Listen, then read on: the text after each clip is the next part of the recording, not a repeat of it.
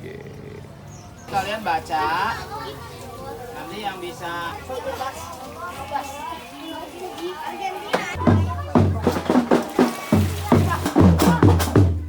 kolam lele dikasih sembang. Kita konsepnya itu adalah kita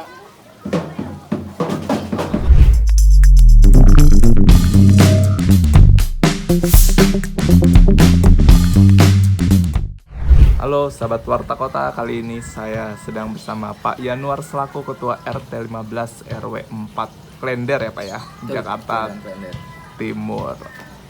Pak Yanuar, boleh dikenalin diri dulu mungkin Pak dengan Bapak di sini sebagai Ketua RT. Ya. Silakan. baik. Terima kasih. Saya dengan Yanuar Mahendra. Nah, kalau di sini kita agak beda nih. Kalau yang lain manggilnya Pak RT. Kalau saya menolak tua kan, jadi dipanggil di sini Mas RT. Nah, jadi saya sebagai Ketua RT di RT 15 RW 4 Kelurahan Klender. Nah, kalau keseharian saya ini adalah anggota kepolisian yang berdinas di Ditreskrimum Polda Metro Jaya. Jadi ya sebenarnya saya ingin kasih ini juga gitu ya kan. Walaupun kita polisi dengan segudang aktivitas kita ya ternyata kita bisa juga di sini ngatur waktu. Intinya tinggal tergantung kitanya aja sih. Oke. Pak Yanuar, nih di wilayah Bapak ini boleh dijelasin Pak, nih punya keunggulan atau khas khusus apa nih Pak dari wilayah-wilayah lain nih Pak? Boleh dijelasin mungkin Pak? Oh, betul. Jadi di RT 15 RW 04 Klender ini mungkin orang banyak mengenalnya dengan sebutan Kampung Literasi Klender. Kalau kita cari di Google pun pasti nanti begitu cari Kampung Literasi Klender, dia akan munculnya pemberitaan tentang di RT 15 ini.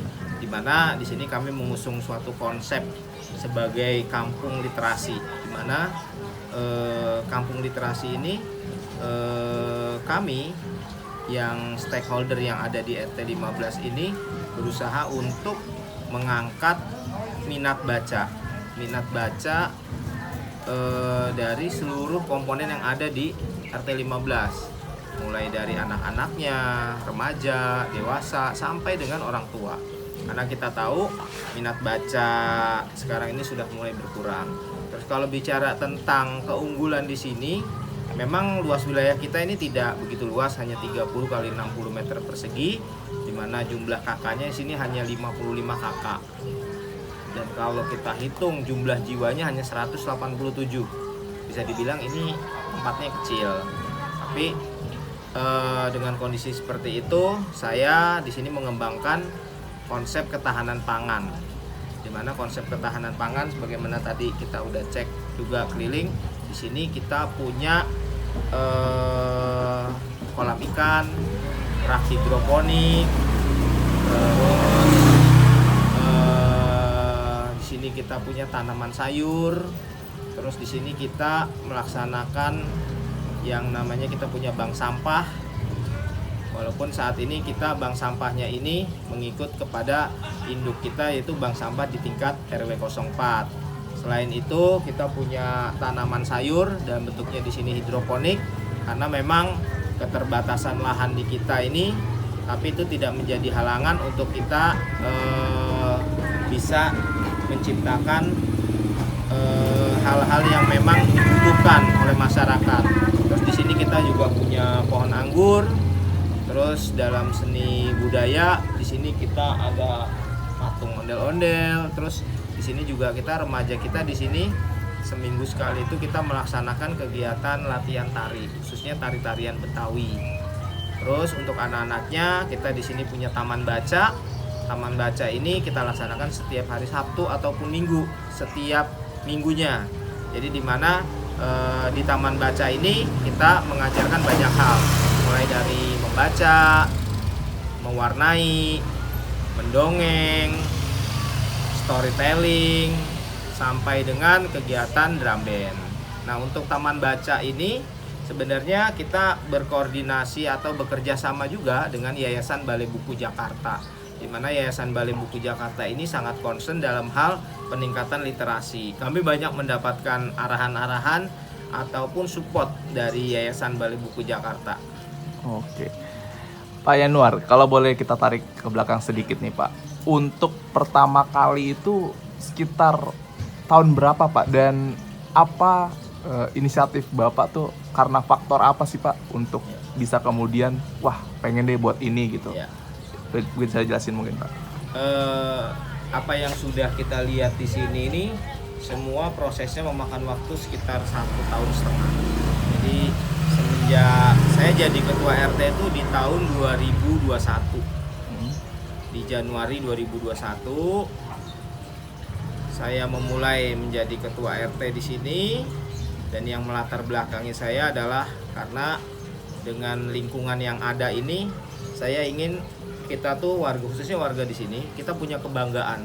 Kita punya kebanggaan terhadap lingkungan kita. Mungkin kalau dulu kalau ada temen, ada saudara datang ke sini, lingkungan kita ini bisa dibilang lingkungan padat penduduk gitu ya kan. Terus kalau lingkungannya kotor gitu ya kan, itu menambah stigma itu bahwa ini adalah kampung kumuh gitu kan. Nah dari itu saya mulai merubah, saya mulai mengajak warga memulai dari hal-hal yang sangat mendasar dan yang paling kecil, yaitu untuk menjaga kebersihan depan rumahnya masing-masing. Di awal-awal memang itu dirasakan cukup berat, tapi itu tidak menjadi halangan, di mana saya mempunyai trik atau tips, yaitu saya harus memberikan suri tauladan buat warga saya. Di mana suri tauladan yang saya berikan adalah, jadi kalau ada warga yang nggak nyapu depan rumahnya, saya tidak segan untuk yang nyapuin depan rumahnya, tapi saya harus izin dulu sama yang punya rumah. Boleh gak nih rumahnya, depan rumahnya saya sapuin. Itu di awal-awal seperti itu. Tapi seiring dengan bergulirnya waktu, hal-hal itu udah nggak pernah lagi, karena saya cukup himbau nih, dan semua sudah punya kesadaran tinggi akan kebersihan. Oh, seperti itu. Pak, boleh nggak Pak dikasih tahu nih Pak poin-poin yang memang dimiliki atau dirawat hingga kini? Mungkin tadi dari salah satu taman literasi itu lebih secara poin-poinnya antara lain apa itu Pak yang memiliki jadi khas khusus gitu Pak? Kalau yang menjadi khas khususnya itu, kalau dari beberapa orang yang atau dari beberapa pejabat yang datang ke sini tuh biasanya kalau di tempat lain itu hanya terfokus pada satu, misalnya satu tempat itu dia hanya memiliki taman baca, satu tempat dia hanya memiliki tanaman hidroponik, di satu titik mereka hanya punya mungkin kolam ikan. Tapi kalau di RT 15 RW 4 Klender ini, apa yang ada dan mungkin apa yang dipikirkan orang semua ada di sini.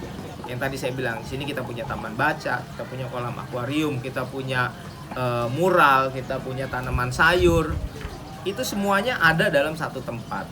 Bahkan kaitannya dengan perubahan iklim, di sini kita juga sudah mulai memikirkan hal-hal itu, mulai dari dimana waktu itu pemerintah sudah menggulirkan program untuk meningkatkan penghijauan, penanaman pohon, itu sudah kita lakukan. Dan di samping itu, di sini kita kalau lihat di jalan tuh ada jalan yang berlubang-berlubang, itu adalah lubang biopori. Nah, lubang biopori untuk tingkat RT ini kita sudah cukup banyak, kita punya 40 titik. Jadi kalau saya bilang tuh, kalau orang dinas datang ke sini dari dinas OPD yang ada di Pemda DKI itu kan semua punya program. Kalau mungkin dari perpustakaan dia punya program taman baca, di sini kita punya. Dinas lingkungan hidup dia punya program untuk lubang biopori dan juga mitigasi bencana. Di sini kita sudah melaksanakan.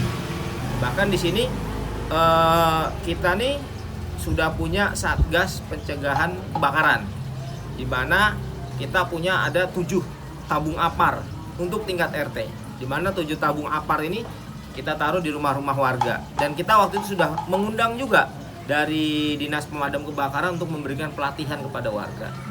Jadi bisa dibilang apa yang ada di dinas-dinas semuanya ada di sini. Seperti itu. Pak, untuk membangun semua ini apakah ada kesulitan mungkin Pak yang dialami itu bisa diceritain mungkin atau bagaimana? Kalau kesulitan bisa dibilang sih tidak begitu, ya kesulitan pasti masalah sumber daya gitu ya kan. Tapi dan banyak juga yang nanya, ini biayanya dari mana gitu ya kan. Ya kalau kita bicara biaya untuk RT dan RW di DKI itu kan mendapatkan dana operasional. Untuk tingkat RT ini sebesar 2.500.000. Nah, dana itu yang kita optimalkan. Nah, kalau kesulitan dalam pembangunannya ini, pengerjaannya ini, yaitu kadang-kadang kita harus menunggu bahan materialnya itu yang memang karena memang tidak ada bahannya. Karena terus terang ini apa yang kita capai di sini itu semua adalah full dari swadaya masyarakat. Dan kelebihan kita di sini, kalau kita mengerjakan sesuatu, ini semua dikerjakan oleh warga di sini. Jadi bisa dibilang nyaris tidak ada biaya untuk ongkos tukang. Jadi kita hanya menyiapkan materialnya saja. Nanti setiap hari Sabtu ataupun Minggu kita melaksanakan kerja bakti, membuat program-program yang sudah kita siapkan. Misalnya waktu itu kita membuat kolam ikan, kita siapin aja tuh materialnya, nanti hari Minggu warga yang ngerjain, seperti itu. Oke, Pak, ada nggak Pak untuk capaian atau target yang akan dikejar nih di wilayah Bapak ini ke depannya Pak? Untuk Fokuskan apa gitu mungkin? Ya karena ini kita sudah memasuki musim kemarau, masih ada beberapa target yang memang saat ini sedang kita kejar. Yang pertama itu terkait pemanfaatan lubang biopori.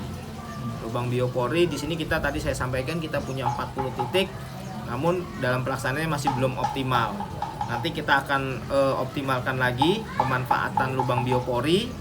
Terus selanjutnya itu kita pemanfaatan panen air hujan PAH, di mana PAH ini setiap hujan itu nanti akan ditampung di drum-drum yang memang kita taruh di rumah warga. Karena ini sekarang tujuannya kita mempersiapkan diri memasuki musim kemarau. Mungkin target saya untuk selanjutnya ya seperti itu. Di samping juga kalau untuk dari Taman Literasi sendiri, kita masih kesulitan itu untuk guru yang akan ngajarin drum band. Di sini kita peralatannya punya, cuma untuk instrukturnya belum ada. Itu target-target yang memang saat ini belum. Oke, berarti drum band tadi Pak ya, Ya, menyinggung drum soal drum band. Pak, berarti sampai saat ini gitu Pak, tadi yang udah dijelasin kendala, balik lagi ke belakang gitu Pak, ada beberapa kendala, contoh soal dana gitu ya Pak ya. Ya. Untuk dana seperti itu diputarnya selain dari anggaran dari pemerintah, apakah warga memanfaatkan hasil-hasil dari yang tadi tanam budidaya ikan mungkin diperjualbelikan atau bagaimana ada? Betul. Itu, Pak? Jadi kalau untuk hasil panen selama ini kita kembangkan kayak sistem 50-50, di mana 50% kita pergunakan itu untuk keberlangsungan program itu sendiri, kayak kolam ikan. Sini ikan kita makannya pakannya harus beli. Jadi ketika kita panen, setengahnya itu kita bagi-bagi, setengahnya itu kita jual. Dimana yang setengahnya itu dijual yaitu untuk keberlanjutan untuk pembelian pakan ikannya lagi gitu kan. Karena ikan harus dibeli bibitnya, pakannya harus dibeli gitu kan. Begitu juga untuk bibit sayuran. Nah, itu hasil yang dicapai selama ini kami kembangkan seperti itu. Itu untuk mensiasati terkait kendala dari operasionalnya. Oke. Selain ikan ada lagi Pak, mungkin Pak? Oh, di sini kita punya produk apa baru-baru ini mungkin? kita mengembangkan minuman kesehatan, yaitu Libas 15 Sehat. Jadi itu adalah minuman kesehatan yang memang kita buat dan dimana bahannya itu kita tanam sendiri di sini, yaitu kembang teleng, sereh dan juga jahe. Jadi di sini kami menjual minuman itu, minuman kesehatan berupa kembang teleng dan air jahe. Nah itu dimana keuntungan dari penjualan itu kita pergunakan untuk operasional. Kebetulan di sini tadi saya belum sebutkan bahwa di sini kita sudah memiliki kelompok tani Poktan Kolaborasi Kapitan dan juga kelompok pembudidaya ikan. Ini Poktan dan Pokdakan ini kita sudah terregistrasi di tingkat Kota Madia. Jadi makanya baru-baru ini pun sudah mulai masuk bantuan dari Sudin KPKP. Untuk Poktan kemarin kita sudah mendapatkan perangkat rak hidroponik beserta dengan bibit dan juga nutrisinya. Untuk pokdakan kita kemarin sudah mendapatkan bibit ikan. Walaupun dalam pelaksanaannya bibit ikan ini yang diberikan oleh dinas, kami sudah sampaikan ukurannya masih terlalu kecil sehingga dalam pelaksanaannya sangat rentan dan kemarin beresiko yang mati lebih banyak karena terlalu kecil, ukurannya hanya 2 cm. Oke, baik. Pak, tadi sedikit mari ke belakang lagi. Untuk program Pak ke depannya gitu. Tapi kan pemerintah kan saat ini tengah memfokuskan stunting nih Pak, salah satunya. Apakah RT ini juga? Betul. Untuk program stunting untuk di RT 4 sendiri RT 15 tempat kami ini ada satu yang stunting, masuk dalam kategori stunting. Dan kita di sini punya program namanya Aksi Bergizi. Di mana Aksi Bergizi ini kita fokus mewujudkan stunting ini bisa targetnya sampai 0. Itu kita dengan sistem penyelesaian di hulu dan juga di hilir. Penyelesaian di hulunya yaitu kita akan memberikan tablet tambah darah untuk anak-anak perempuan yang berusia di atas 12 tahun. Di atas 12 tahun sampai dia menikah. Jadi seminggu sekali mereka minum tablet tambah darah selama 1 tahun. Kita sudah hitung kebutuhannya satu anak itu adalah 52 tablet. Kita sudah berkonsultasi dengan puskesmas untuk jenis vitaminnya apa yang akan diberikan. Dan juga kita akan memberikan susu bubuk sebanyak 800 gram, yaitu bisa untuk 1 bulan gitu ya kan. Dan kita di sini sudah memiliki tips sendiri nih untuk mengingatkan anak-anak perempuan di sini ketika sudah waktunya minum tablet tambah darah, yaitu dengan cara nanti kader PKK, Jumantik dan Dasawisma setiap hari Jumat malam jam 8 malam kita akan bunyikan tiang listrik. Di mana bunyi tiang listrik itu adalah penanda atau pengingat kepada anak-anak perempuan untuk minum tablet tambah darah. Itu penanganan di hulu. Sedangkan untuk penanganan di hilirnya, selain yang sudah dilaksanakan bekerja sama dengan puskesmas melalui posyandu, kita sendiri di RT 15 kita selipkan kegiatan-kegiatan ini pada saat taman baca. Misalnya ketika nanti di taman baca anak-anak selesai belajar atau selesai kegiatan di taman baca, kita berikan tambahan, misalnya susu, terus hari ini kita berikan telur gitu ya kan. Yaitu sebenarnya langkah-langkah kita aja. Langkah kita bagaimana masalah stunting ini bisa kita benahi dari hulu sampai dengan hilir. Oke, siap. Yang terakhir Pak Yanuar, harapannya nih Pak sebagai ketua RT di sini Pak, mungkin ada saran atau harapan buat masyarakat secara luas Pak? Ya, kalau harapan ke depan, mungkin kalau untuk ke warga saya sendiri, kita jangan pernah lelah untuk terus berkarya, untuk terus menciptakan hasil nyata yang semua ini adalah buat kita sendiri. Terus kalau untuk pemerintah, mungkin kami menyampaikan ya, kami tolong ditengok-tengokin di sini gitu ya kan.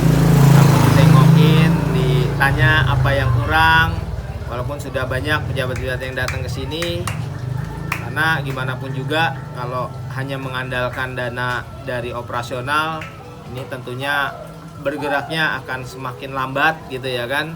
Karena dana operasional dipergunakan juga untuk yang lain. Terus kalau harapan ke depan, ya ke depannya bisa dari perusahaan-perusahaan itu bisa menyalurkan dana CSR, karena kami masih punya banyak sekali program-program yang khususnya berkaitan dengan ketahanan pangan. Yang semua itu terkendala adalah di biaya. Mungkin itu sih. Oke, siap. Terima kasih banyak Pak Yanuar atas waktunya. Selamat sore.